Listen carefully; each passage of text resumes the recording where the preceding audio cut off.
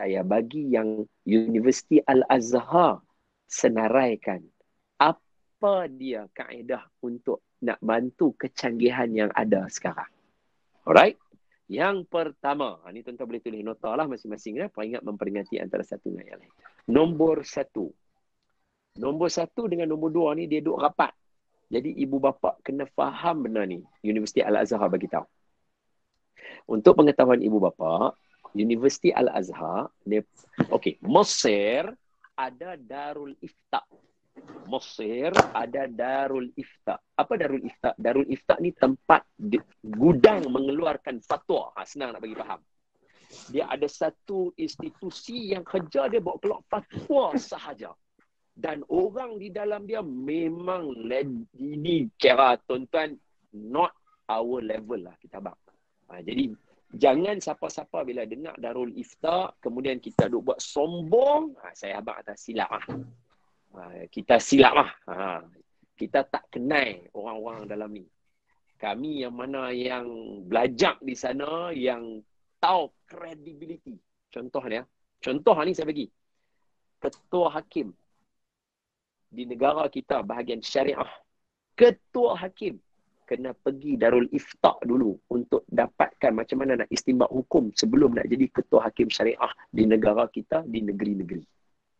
Ketua Hakim. Ketua Hakim.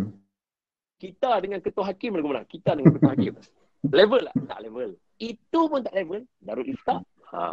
Jadi nak bagi tahu kepada kita semua, Darul Ifta dekat Mesir ni dia ada Darul Ifta. Sebab itu fatwa seluruh dunia akan ada terkesan dengan Darul Ifta. Sebab Darul Ifta antara yang penting dalam mengeluar fatwa untuk seluruh dunia.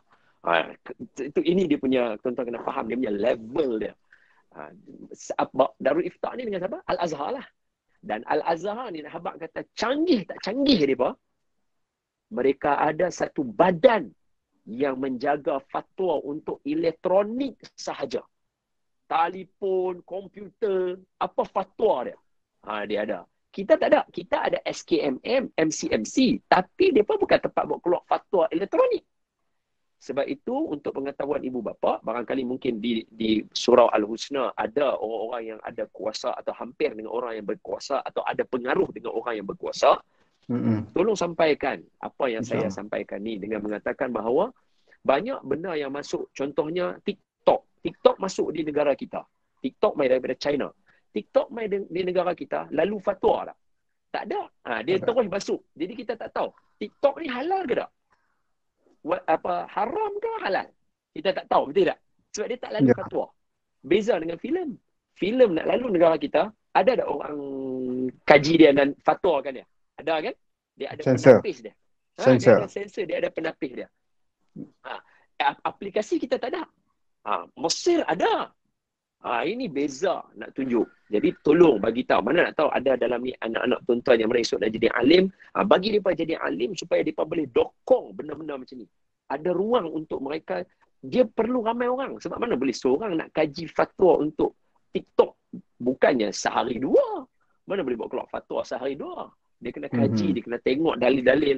Jadi aplikasi saja di dunia, pengguna telefon sahaja ada dekat 4-5 bilion pengguna telefon. Jadi kat sini saja kita boleh nampak lah. Okay. Jadi saya bagi tahu sekali kenapa saya guna Al-Azhar punya. Tadi dah saya senaraikan. Jadi saya harap fahamlah kenapa saya guna. Boleh faham tak? Kerana credibility mereka dalam membina benda ni. Okey. Apa yang pertama dan yang kedua yang saya kata hampir tadi supaya kita bagi perhatian. Yang pertama dan yang kedua, yang pertama ialah pemantauan anak-anak, pemantauan keluarga, pemantauan diri sendiri. Pantau di sini maksudnya kita kena tengok karakter tu. Dulu bercakap dengan bapa, dia bercakap dengan bapa dia, bah, sekarang, ini dia kena pantau benda tu. Dia kena pantau kata Universiti Al-Azhar. Siapa dia ni berubah karakter dia, apa yang dia duk buat lagu ni? Faham tak? Dulu anak kita dia macam nak keluar rumah ke, kita kata Kak Long, contoh ni saya bagi semua contoh dah, tuan-tuan maafkan saya. Kak Long, Ya. jom ni kita keluar ni. Alamak, malu lah mak ni apa, segan lah mak. Ni mak Pia, cik ni dah jerawat apa sikit ni. Ni pantang kita ajak. Tak ada ajak pun dia tanya, mak kita tak nak keluar mana-mana. Kerap pula duk suka keluar ni pasal apa? Dia duk syok orang duk tengok dia. Nak keluar pergi merkit dia pun takkan nak sampai nak bubuh bibir merah. Ini pemantauan yang kena berlaku dalam keluarga. Dia tak boleh berhenti. Mesti kena. Tambah PKP ni. Lagilah kita kerap di rumah kita boleh tengok. Ini kata Al-Azhar. Satu. Yang kedua, pantau aplikasi. Dia nak nampak macam nak dekat sama kan. Tapi tak, dia beza. Sebab aplikasi dia ada update version. Motor dia ada update version dia. Apps dalam telefon ada update version dia. Software dia ada update version dia. Video dia ada update dulu. Kamera lah ni kamera ada telinga kucing, ada, betul tak? Ada muka anjing, ada muka balik bayar, ada banyak benda. Kita kena pantau. Apa aplikasi yang hampa duk buat ni? Kita kena jadi macam tu. Dia bukan kita nak jaga tepi kain. Bukan istilah dia, sebab istilah jaga tepi kain ni macam seolah-olah kita kata busybody atau bahasa orang kampung panggil kipoci. Kita bukan yang tu. Kita nak bagi tahu betul dan salah. Kenapa hang duk buat lagu ni? Hang keluar daripada perut aku, mak kata kan, hang keluar daripada perut aku bentuk hampa jadi lagu ni. Pasal apa hampa duk jadi lagu lain? Itu nak bagi tahu betul dengan salah. Bukan nak jaga tepi kain hang. Kalau katalah jaga tepi kain sekalipun, memang mak bapak layak untuk jaga tepi kain anak-anak. Hang keluar pun daripada perut aku. Bukannya hang main daripada telur Pokemon. Nampak tak? Ni nak bagi anak-anak faham. Saya cerita ni nak bagi anak-anak faham. Sebab kadang-kadang mereka rasa mereka pandai duk buat kopi sendiri tu, mereka rasa mereka pandai lah. Mereka rasa mereka boleh duk buat video sendiri guna handphone, kira pandai lah. Saya sekadar nak pesan saja. Kira dah canggih dah. Dia rasa dia canggih dah. Dia rasa dia canggih dah. Saya sekadar nak bagi tahu yang tu dulu. Supaya abang-abang, kakak-kakak amanah duk tengok saya ni, kena sedap. Kalau betul kita canggih dan pandai dah, berapa ramai orang yang dah jadi lecturer, dah jadi ustaz apa semua, yang dah pandai juga macam kita. Tetapi bila hidup keluarga, rumah tangga porak-poranda. Pasal apa? Nak jadi macam mak bapak kita, boleh bela kita, bayar yuran makan minum kita apa semua. Ada orang kata, jangan bincang tajuk ni. Sebab apa? Kami tanggungjawab hangpa. Mak bapak jangan duk kata, berat nak jaga kami. Kami tak ada, hampa yang lahir kami nak kena jaga. Betul, hak tu betul. Tapi Islam ajak, kena ingat benda tu. Sebab ada mak bapak yang lempang anak dia. Betul tak? Ada mak bapak yang lempang anak dia. Jadi mak bapak kita tak lempang anak kita. Maknanya mak bapak kita bertanggungjawab. Jadi kebertanggungjawaban mak bapak kita mesti kena kenal. Baru betul. Jadi yang kedua tadi, pantau aplikasi. Ini Al-Azhar yang sebut. Jadi anak kita dia tak boleh kata, apa mai cek telefon cek apa. Fatwa Al-Azhar yang suruh aku buat. Baru betul. Hang fatwa mana? Steve Jobs ya. Kawan tu pun dah mati lah. Orang kata lah gitu. Contoh kita nak abang. Budak-budak ni kadang-kadang lagi, kami ada hak. Buat tanggungjawab dulu, baru hak kita ada. Kalau tanggungjawab sebagai anak pun kita tak buat, macam mana kita nak ada hak? Kalau tanggungjawab sebagai mak bapak pun kita tak buat, macam mana kita nak ada hak mak bapak? Tak boleh. Dalam cara dia, buat tanggungjawab, baru kita ada hak. Boleh selesai lah? Selesai. Boleh. Yang pertama, yang kedua. Yang ketiga, yang ni saya perlu kerjasama semua lah. Apa dia? Kita kena ada silibus dalam keluarga kita. Kita kena ada silibus dalam keluarga kita. Macam mana kita rancang kita nak pergi holiday ke mana, macam tu juga kita kena ada silibus. Buku apa kita nak habis dalam keluarga kita tahun ni? Kitab apa kita nak baca? Sunnah apa yang kita nak highlightkan? Hadis mursalsan, hadis fadail amal, hadis berkaitan dengan ilmu, kita kena ada silibus dalam rumah tangga. Itu dari segi agama dia. Sama juga silibus macam di sekolah. Sukan apa kita nak keluarga kita hebat? Sukan apa yang tuan-tuan nak? Kalau hari keluarga, tuan-tuan punya keluarga boleh cari gula-gula dalam tepung ke? Cari harta karun ke? Sebab saya dengan isteri saya selalu abang dia. Saya abang tadi, saya bukan contoh yang baik. Sebab tu saya boleh bagi contoh ni. Apa dia? Saya dengan isteri saya selalu saya kata, kita dua ni kan. Sebab selalu bercanggah pendapat. Kalau masuk pertandingan macam Running Man ke, masuk pertandingan macam survival ke, yang perlukan orang macam fear factor, mesti Memang kalah fail. awal. Memang fail lah.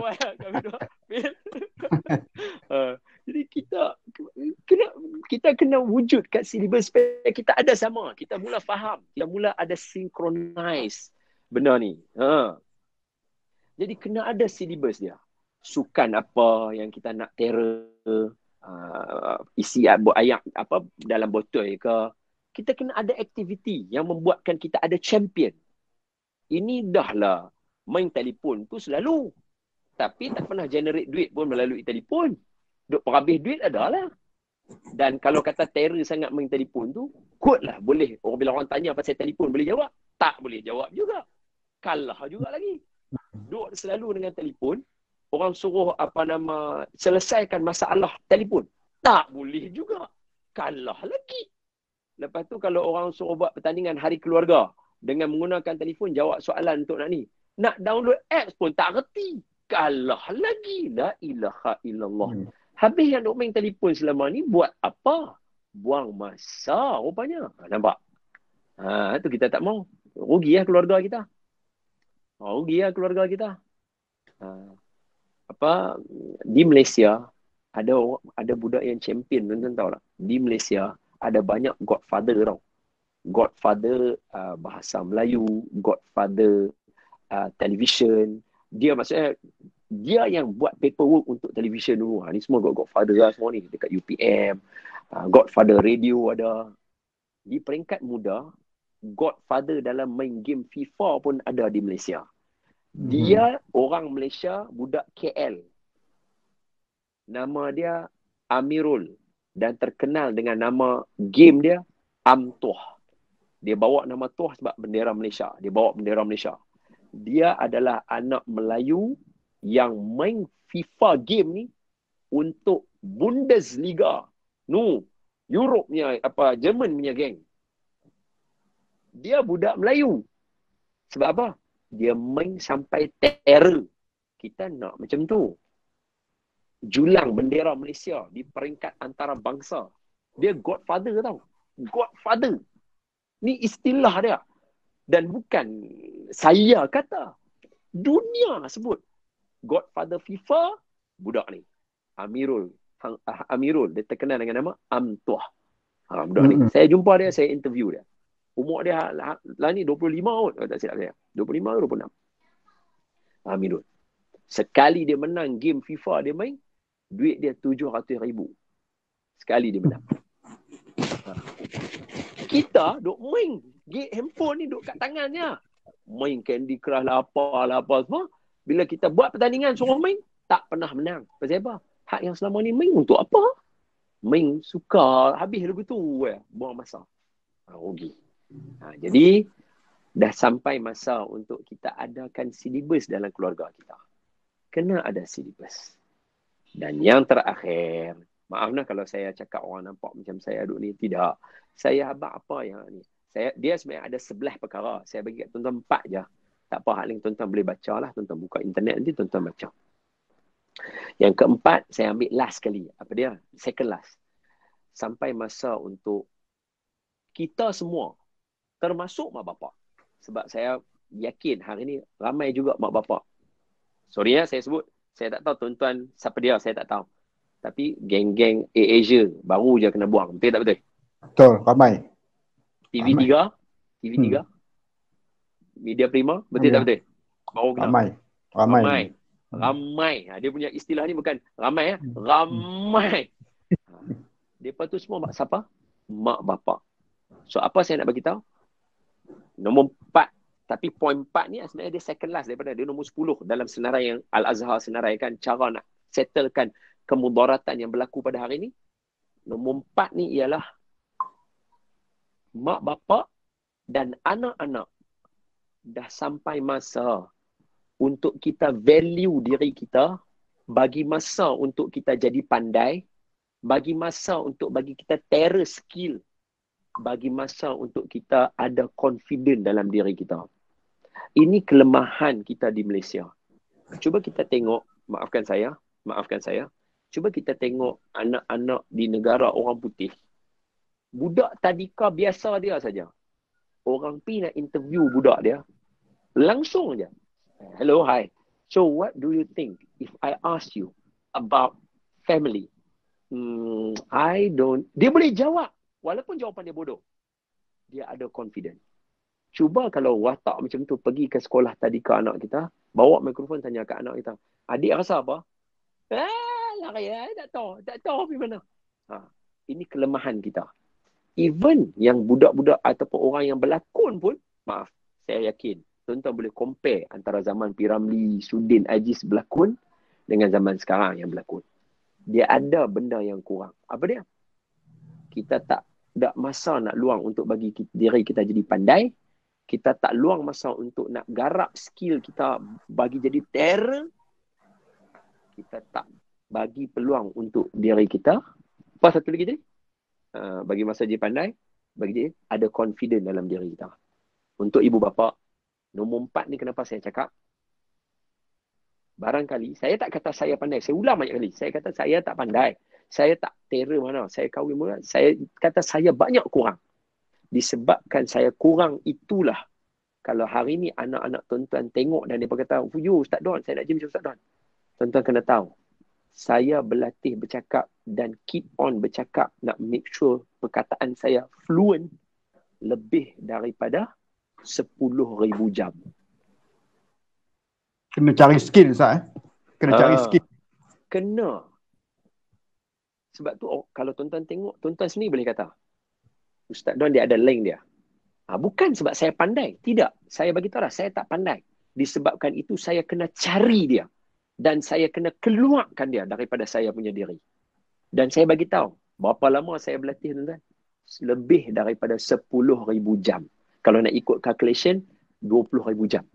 Tapi saya tak maulah habaq 20. Saya habaq kita tahu lebih daripada 10,000 jam. Berapa hari, berapa tahun, tuan-tuan? Makna bercakap tak berhenti selama berapa tahun, 5-6 tahun cakap tak berhenti, cakap untuk nak dapat 10,000 jam tadi tu. Jadi apa saya nak beritahu? Saya boleh buat, keluarga tuan-tuan double, triple lagi boleh buat. Sebab saya punya bidang, dalam keluarga saya seorang Ustaz. Dalam keluarga besar Don-Dona, saya seorang Ustaz. Kalau tuan-tuan, anak-anak tuan-tuan nak jadi contohnya tukang masak, boleh jadi dah ada 3-4 orang dalam keluarga tuan-tuan yang tukang masak. Mak tuan-tuan boleh jadi lebih lipat kali ganda daripada saya. Yang penting, tolong luangkan masa untuk bagi kita jadi pandai. Luangkan masa untuk garap skill kita bagi jadi terror. Tuan-tuan pandai masak mi rebus. Masak sampai beribu-ribu kali. Sampai terror. Boleh masak untuk Raja Sultan sampai mereka rasa pun orang suka. Biar sampai tahap macam tu. Dan saya boleh bercakap benda ni sebab saya akan bercakap di hadapan mereka. Sebab tu saya ajak tuan-tuan. Bukan kerana saya pandai. Tak. Saya ulang balik sekali. Kawan-kawan, kan tuan-tuan kata tuan-tuan buat benda ni live ke FB apa semua kan. Kawan-kawan saya duk tengok. Takkan saya nak cakap bohong. Dia tahu saya ni bukan budak pandai. Semua orang tahu yang belajar dengan saya. Luangkan masa untuk bagi diri kita jadi pandai. Itu hak kita duduk di atas muka bumi untuk jadi pandai. Yang kedua, hak kita atas muka bumi untuk bagi kita jadi terror. Skill kita kena terror. Dan yang ketiga, hak kita untuk ada confident duduk atas muka bumi. Sebab apa? Especially kita orang Islam. Bumi diwariskan untuk orang yang ada agama Islam. Kalau kita tak confident jadi macam mana? Tengok budak-budak muda yang bangkit untuk George Floyd tu. Tengok budak-budak muda yang bercakap dalam mikrofon. Polis depannya ni. Tengok confident dia bawa. Dahsyat. Okay. Boleh Boleh. Jadi dengan yang demikian itu, saya harap bukan sahaja saya bantu, saya bakarkan semangat tuan-tuan untuk hidup berkeluarga. Sebab saya yakin anak-anak tuan-tuan lebih pandai daripada saya. Anak-anak tuan-tuan boleh jadi lebih daripada saya. Dan saya doa pada Allah Ta'ala supaya daripada zuriat tuan-tuan keluarnya CEO-CEO, pengarah-pengarah anak-anak tuan-tuan ni jadi ketua-ketua, bos-bos yang berpegang teguh dengan agama Islam, tapi mereka adalah bos yang bagus, yang mahir dalam skill mereka, tahu tentang job description yang mereka kena buat dan sebagainya. Saya doa supaya anak-anak tuan-tuan jadi begitu. Amin ya Rabbal Alamin.